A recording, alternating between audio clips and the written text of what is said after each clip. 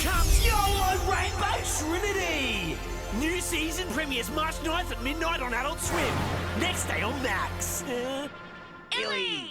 Well, hey, Michael, I'm Terrell with Big Gold Belt Media. Nice to meet you for like the third time now.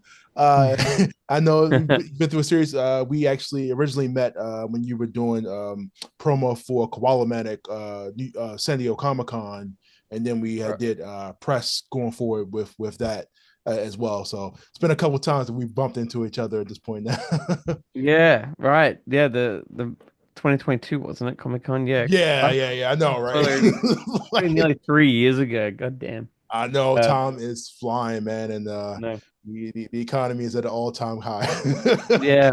It's good to um, see you again. absolutely. You know, since you brought Koala Man up, what's up with that season two? I know, I know we can't get to that. I think it's like I look. I don't even know. I think it just like basically is paused. Okay, And yeah, I don't know, but it's actually probably okay because I've got enough on my plate with YOLO and Smiling Friends. I So absolutely understand. I probably absolutely good. understand. Yeah. So look, we're here to talk about YOLO, the new season, which is subtitle what Rainbow Trinity. Yes, Rainbow Uh, Trinity, the dumbest name ever.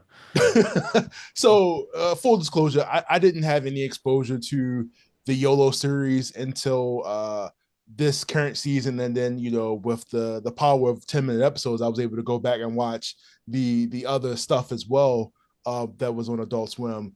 And I don't think I was ready for what I was getting out of the show at all. Yeah. It definitely stared me in it. But you seem to paint a picture of Australia in your different shows, and you're really making me start to believe that Australia is like this. Can you confirm yes or no? Do we have Yeah. giant human people and then regular people in Australia? Yeah, I mean maybe in the way I see it, Yeah. that's a little bit messed up, I would say. No, not really. No. It's very much, you know what? It's pretty much just America, but like a bit hotter sometimes. But even then, not really. I mean, it's pretty similar. Like I think the weirdness just comes from I don't know. I've always liked that stuff. And like it's set in Wollongong, a small town I grew up in, and it always, I don't know, I just always wanted to make like a fantastical version of this town, this certain town that I grew up in. And yeah, I don't know. It's Cusack's Australia, I guess. Is any of the people that we see in the show, obviously, for whatever reasons, is anybody personal that you know, like some of the wacky characters that we've come across?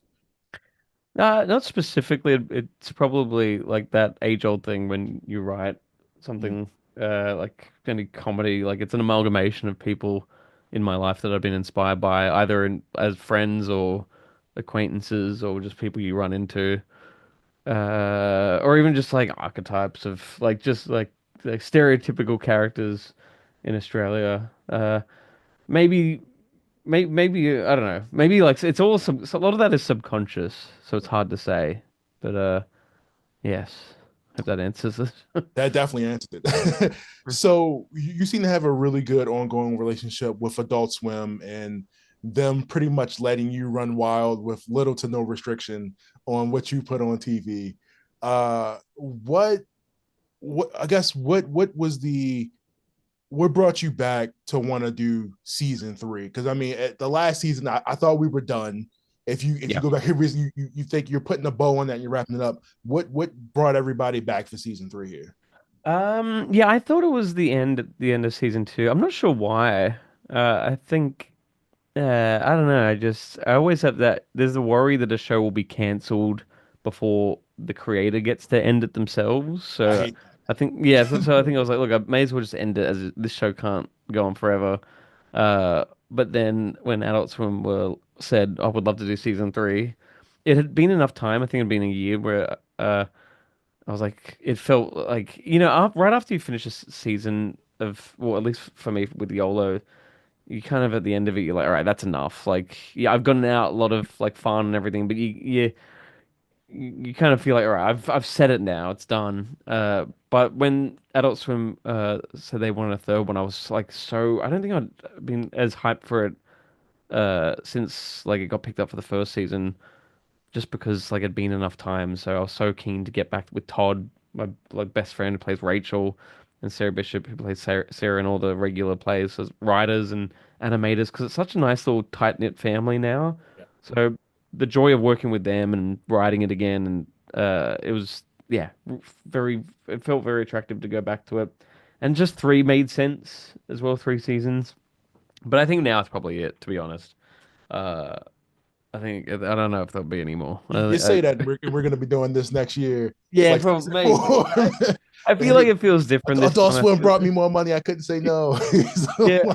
Well, it's niche. I really like how culty and small it is. I kind of like that it's not too big because it's not supposed to be. Like it's just supposed to. right, It is supposed to be fun and stupid and like experimental. And a show like that, it's hard.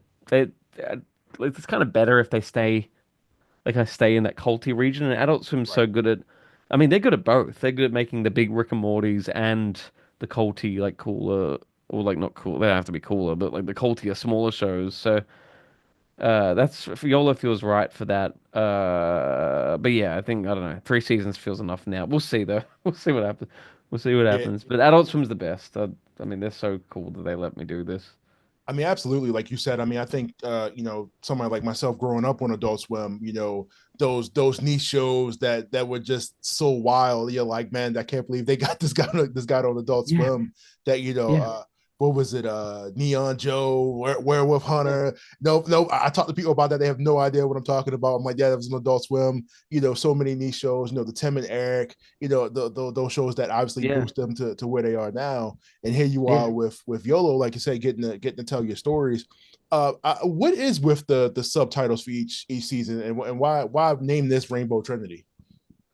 That was like an idea that actually Todd Manolovich, the voice of Rachel, my best friend from high school, and the audio engineer, like he's the guy editing all the audio for these Oh wow, series shows. He works at Cusack Creatures, my studio, so he's the best. He's like the guy. So when we used to just chat about like just dream about the show together, early on, and just talking about how weird it can go, and it's just the general atmosphere and vibe of it. And it was actually him. He came up with the idea of because we're talking about some like naming it different titles for just to make it like sound just more like prestigious than it is for a jokey way. And we right? were just like floating around different names like gold and silver, like Pokemon Gold and that kind Yeah, of stuff. And like even like anime kind of subtitle too. They just how over the top they can be. And I think on the one day we came up with Crystal Fantasy, Silver Destiny, and Rainbow Trinity, just to kind of like they sounded like they got more evolved each time, and it sounded like Power Rangers or Pokemon in a funny way to us. So yeah, it was his idea, and yeah, okay. I love it. Take me into give me a peek at that writer's room. What is there anything that comes across the table, especially for this season? I know I don't think we can. I don't know if we could talk spoilers, but anything that it came across for season 3 where you were like, absolutely not, we're not going to do that.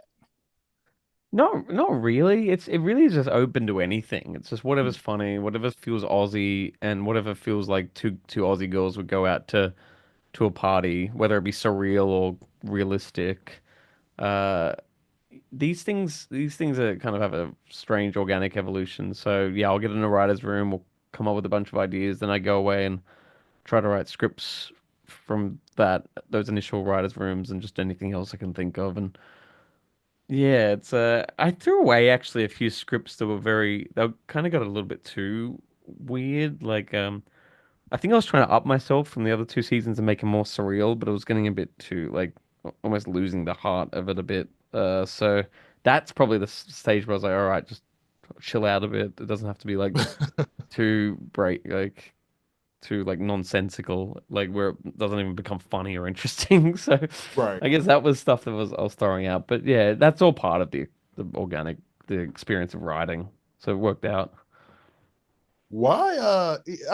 It's funny, Michael. I feel like so many celebrities now, or people in general, like I feel like they hid the fact they were from Australia, and or I just never knew. Like I feel like I'm just finding out Nicole Kidman is Australian was Australian this whole time. Yeah.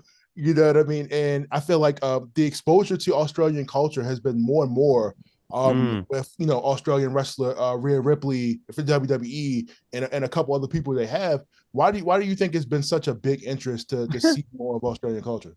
I think it may okay. I think it's because like it's like that TikTok thing of the no going around. I think like where we sound funny, which is interesting, and I think we haven't been that exposed to Americans that much. So when we are, that people like I think Americans are like, ah, what the fuck? That's a weird thing. Like, and I think a lot of our culture for so many decades has been informed by pretty much just like things like Crocodile Dundee. Yeah. But we are more than that. Not in a way, I'm not even saying like we're more important than that. Like there's more stuff to make fun of about us than that. Like we can dive into more stupidness. So like I mean I've always loved Australia and like both the fact of making fun of the silly parts of it, also just like I don't know, it's where I'm from, so like Yeah. I've got an attachment to it. But where's this all coming from? I don't know. Like I think the internet's helping. Why was it hidden before? I don't know. But I'm happy that it's Australia is being more exposed to Americans because Oh yeah. fun, and I'm just happy to be a part of it. I'm just finding out about this thing called the shoey that apparently you Yeah, guys for do. sure.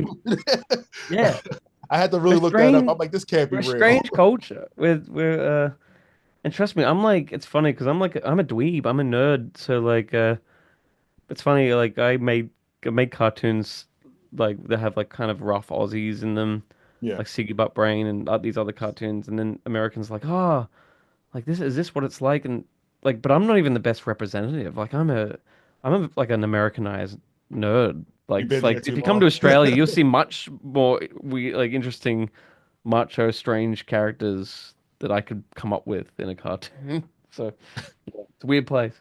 Yeah. Can you confirm for me if there are like actual giant kaiju size insects over there or not? They used to be. Oh, Jesus Christ. Not anymore. No, not anymore. Uh, no. Then I mean, maybe we can bring them back, Okay. but no, there's not. I No. always see like a weird like video every now and then of like somebody with a giant spider on the wall. I'm like, yeah, that's Australia, right? Like it's kind Yeah, of yeah, exactly. Yeah. It's um funny. I think if the exposing of Australia keeps going on, I feel like the magic will disappear at some point because I think Americans will realize it's not that different to America and just like it's not as yeah, there's not as many kangaroos as Americans think. Like in the giant cities, there's buffalo. not. But yeah, if you go out to like, away from the city for a bit, you'll definitely see them there. Yeah, definitely gonna have to put that on my travel list. Yeah. Uh for YOLO season 3, was there any particular episode this season that has been like a anything that like really stood out to you or has been your absolute favorite? I really loved making the musical episode of YOLO, which is like one of the last ones. It is the last one actually. Uh and I won't spoil it too much, but it was just fun because it was a total experiment in I'm a kind of like a half musician, I'd say. Like I'm a bit like I can play music but not that good. But I wrote the lyrics out for the episode, which is it's kind of like Les Mis where it's all musical.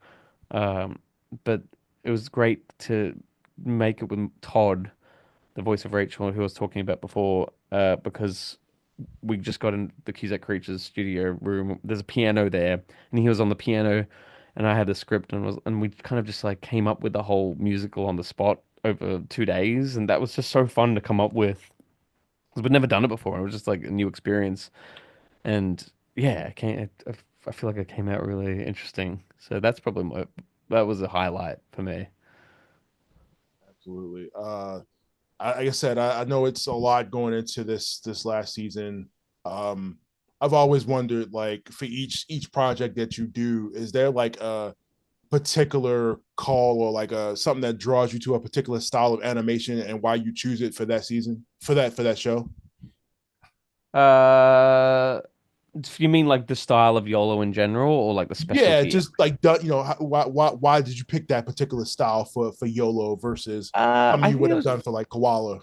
right, right. Like I feel like because like just the dirtiness of going out, like the genesis of the idea is like going out and getting like drunk or wasted like on a Yeah, night out, which is kind of like a common thing in small town Australia, but like it would be in Europe and America and everywhere else. Uh, so that felt like it kind of dictated the animation to be a bit dirtier and a bit sloppier, a bit more cursed. Kind of like the shorts I did like 10 years plus ago on YouTube. Yeah. It kind of helps convey that energy to make it the animation a bit cruder and what the internet says bad animation. What X loves to say shitty animation, which I agree. Yeah, it just feels like it conveys that energy better.